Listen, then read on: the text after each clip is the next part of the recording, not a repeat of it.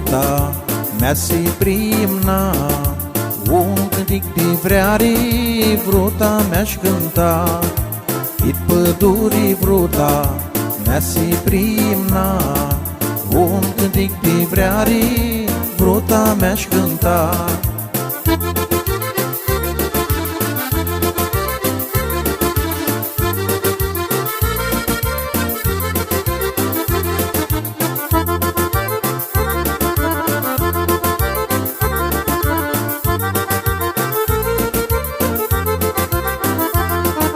Vrută cu slai, zăintini un grai, mas mi vrei pe mine să dau nel de asime.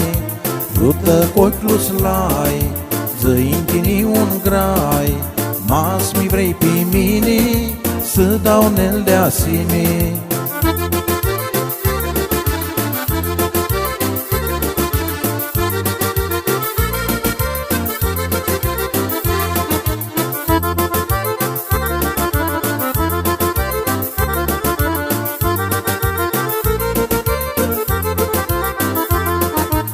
Vruta più călca, lilici deschidea, lilici de vreare, lele dulci bășare. Vruta più călca, lilici deschidea, lilici de vreare, lele dulci bășare.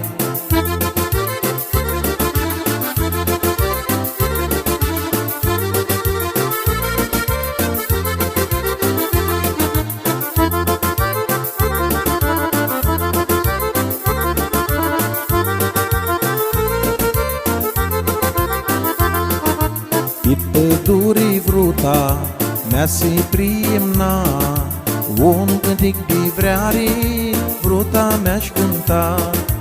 It pădurii vruta mea se primna, un cântic de vreare vruta mea-și cânta.